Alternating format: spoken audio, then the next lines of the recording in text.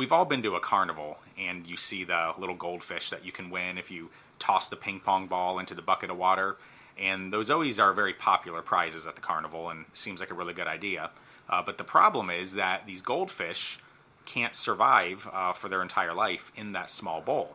There's this whole idea that if you keep an animal, or a person for that matter, in a very small enclosure, that they will never outgrow it. So, what really happens? Today we're going to give you an update on what's going on at Tye-Dyed Iguana, talk a little bit about what's going on new in the world of reptiles, and then we're going to debunk a very common myth regarding whether or not a cage enclosure determines the size of the animal. And then Bill is hot on the tails of the hurricane with his conspiracies, followed by a game. So I'm Matt. And I'm Bill. And I'm Heather. And you're listening to TDI Live.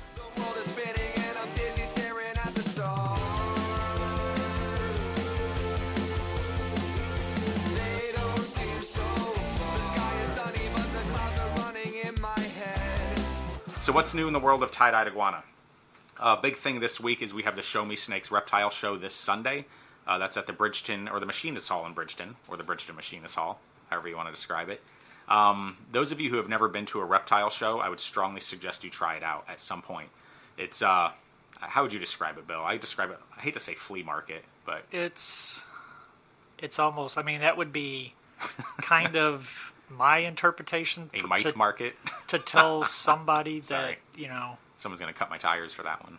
You know, how you... It's like I mean, flea that's market. the best... Yeah, I mean, it's just that or swap meet or... Swap meet. Whatever. So... You know. Individual breeders will come out and they will bring their animals, and they sell them direct to the public. So there's a couple cool things that go along with that. First, you can see these animals and question the person that produced them directly. But two, generally the price point is going to be lower than like a retail price point. Now, obviously, there's stipulations that go along with that, but for the most part, it's a really cool direct experience.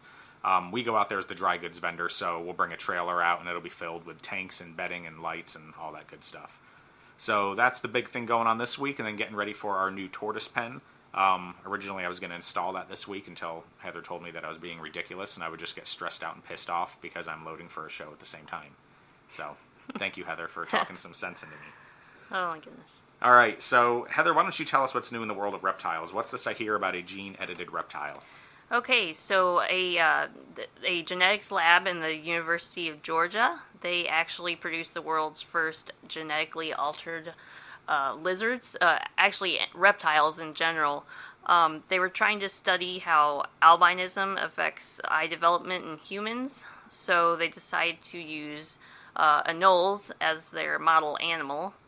And what they did was they injected a gene editor into these anoles, and they injected them into unfertilized eggs, and then what they did was they let the eggs get fertilized, and then once they hatched, they ended up getting 4 different albino babies. So they actually were able to program these babies to be albino. So what do you think about this, Bill?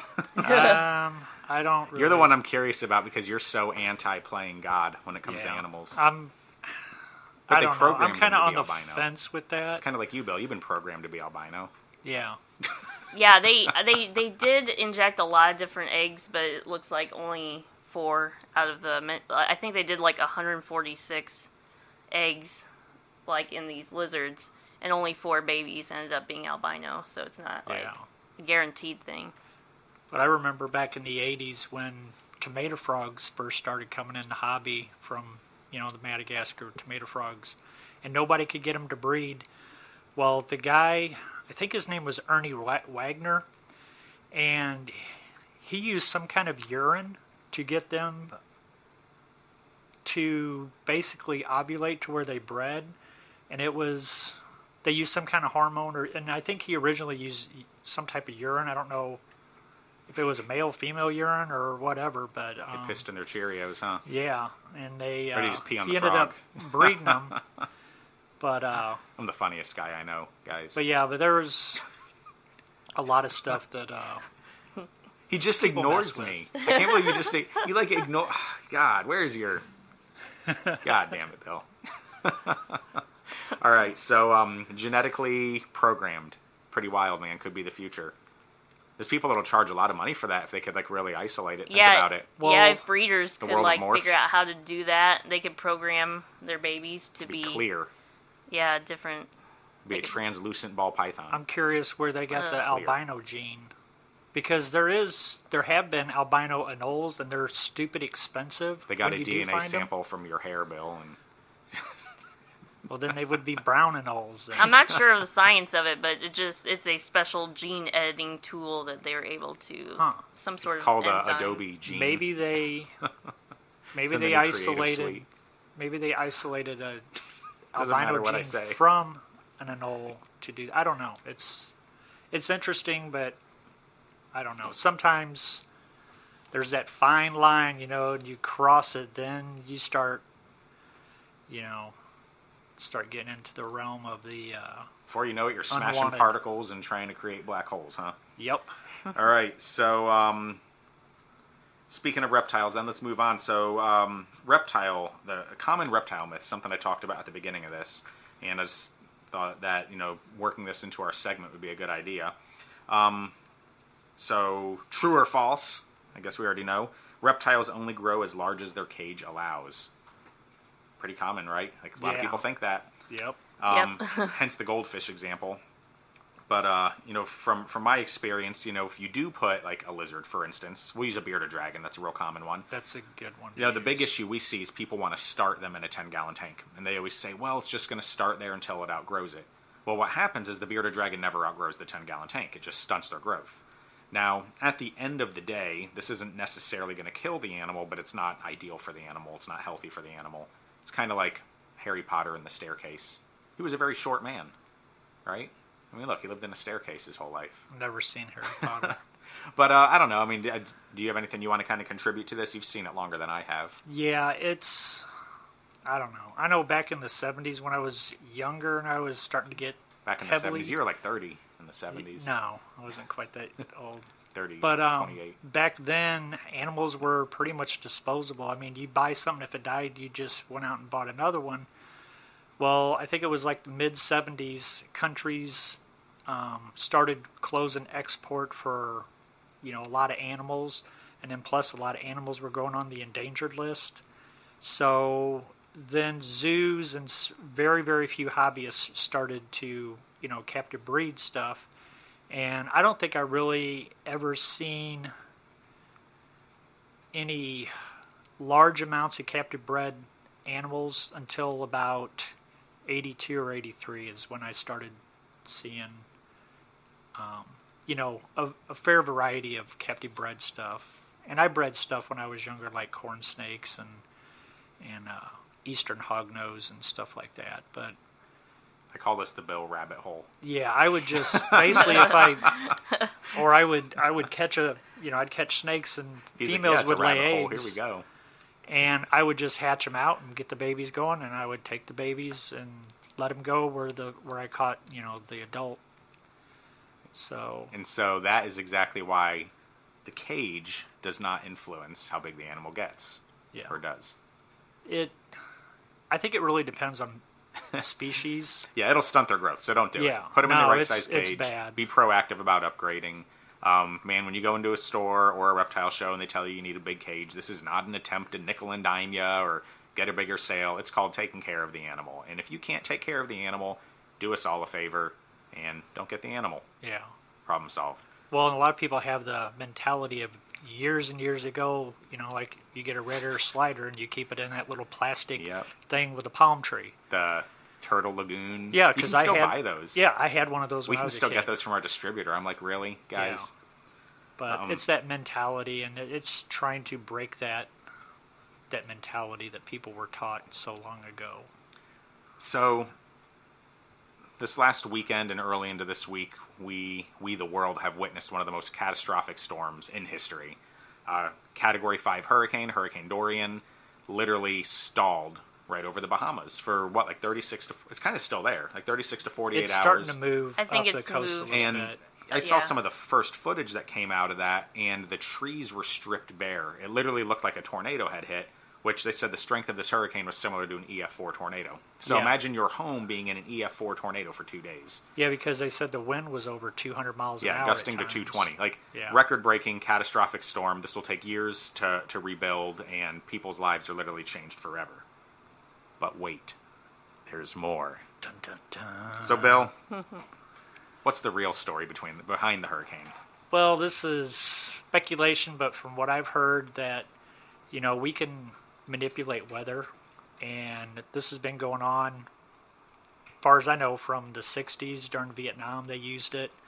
But from what I've heard, there is a Chinese-based deep sea port. I think it's 180 or 185 miles off the coast of the United States, and they say it was going to be for, shipping containers and bringing in goods and everything. Well, then there were some other reports like this was a secret submarine base. Well, where this storm stopped is right where this deep sea port is. And they use HARP. I can't remember. I don't know what HARP. It's HAARP. But they basically control the weather. And they basically just made the storm sit over this deep sea port. And I heard it's completely destroyed. And then I also heard SEAL teams were going in there and doing a few things, but I'm not 100% sure on what. I'll watch some videos today. I'm sure I'll find out. But no, and You don't think that this is just ironic? I don't think it's ironic just because of how it stalled. Because they said this has never happened before, and just because there was nothing happening in the upper atmosphere. That's why this storm stalled, and it didn't have. Like the jet stream usually pushes these, however which way. But, it's kind of like one of those things that I heard this morning on the radio. I heard there were 7 deaths in the Bahamas. So I guess it's kind of like one of those things, you must die so others may live kind of thing. It's called collateral damage. Yeah, exactly. Huh. Yeah, I had seen on the Weather Channel, they said there was 2 high-pressure systems and the jet stream north of that, and it just kept it stuck there. Yeah. But, yeah, that's one hell of a storm to literally just hover over you for 2 days straight. It's like hell, like the door to hell. Yeah. Well, and they said this storm's going to, last I heard, this storm's going to skirt the East Coast. It's not going to make landfall, I guess, maybe up until maybe North Carolina, possibly. But you're still going to get those outer bands of torrential rain. So, I mean, it's the East Coast ain't out of the woods yet. They're going to get dumped on with a bunch of rain. And, they've had a fair amount of rain, so the ground is already saturated. So I'm sure there's going to be some pretty catastrophic floods in some areas on the East Coast. All right. Well, who knows? We'll never Yep. know. All we know is there's some damage, so Yep. keep those people in your prayers. Well, and there's technology out there that they don't tell the average people that exist, and so it's just one of those things. Like jelly I guess. bean counters. Yeah. I know. They always made me think a person did it. Yep. Heather, what do you have for us today? You always got something fun. We're going to wrap up the news and move into the Bill and Matt entertainment moment. Okay, so today we're going to play a game of What If. I'm not allowed to pick the questions anymore ever What since if? episode 1. Yeah. I used to when I was a kid. I used to always ask my dad that. What if? What if this? What if that? What if this? All right, what if? All right, the first one is, what if you were given 3 wishes? What would you wish for? This is a trap. Because see, here's the funny thing about that question. It's like winning the lottery. We all talk about what we would do if we won the lottery, but until you win the lottery and you're like faced with like that, Yeah. it's like, what would you wish it's for? kind of You can funny give me one. I'll give you one if you give me one. And it's kind of funny about the lottery thing. A lot of times the people that do win the lottery, it ends up destroying their life. Yeah. Well, do you think getting 3 wishes would destroy your life? Depends on what you wish for.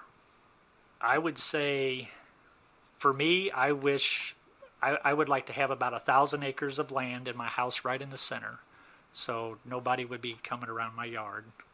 Because I'm going to be that grumpy old man that screams at kids, "Get out of my yard!" Because you're not that guy yet, Bill. Nope, not If yet. people could witness this office first thing in the morning, I get yelled at every morning.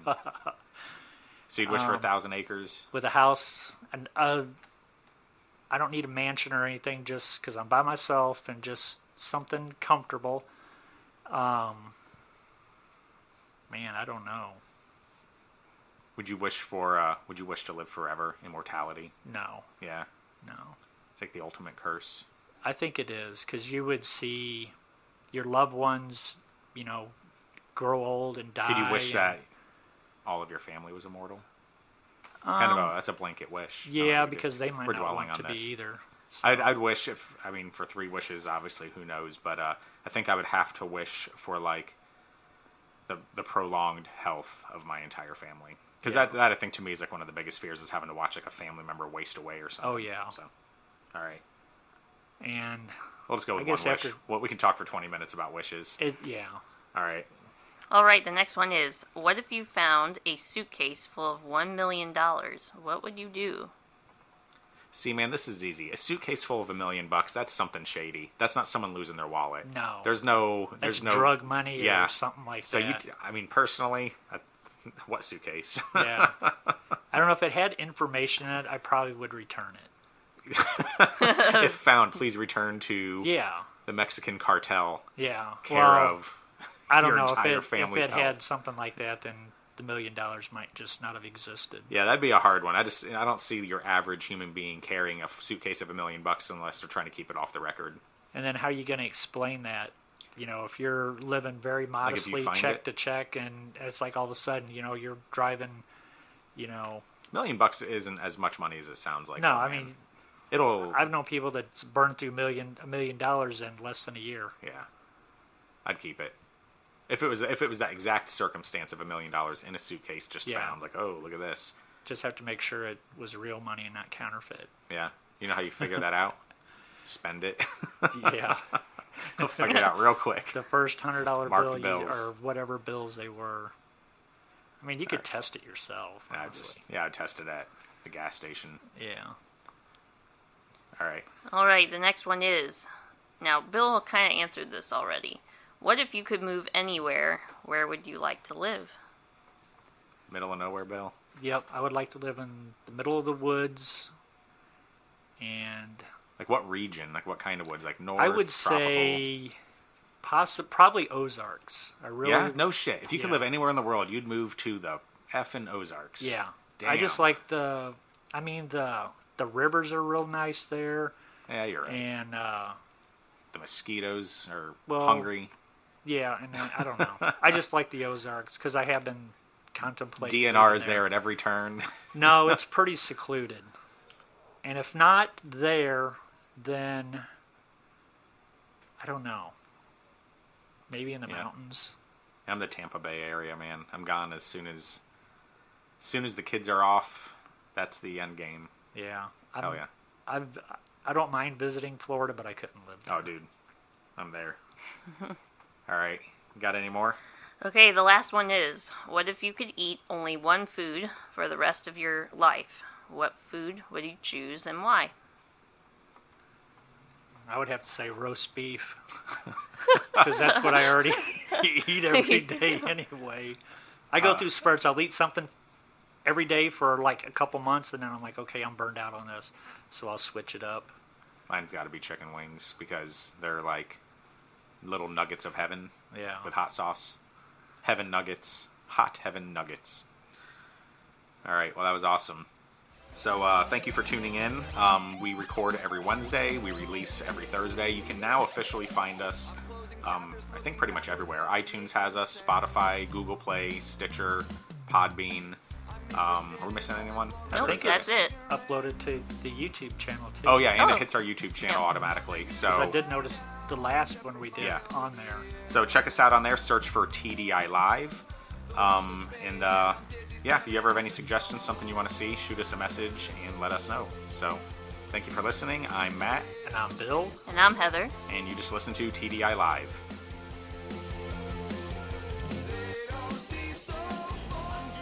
Thank you for listening to Tye-Dyed Iguana's podcast, TDI Live. And don't forget to visit us on the web at www.thetdi.com.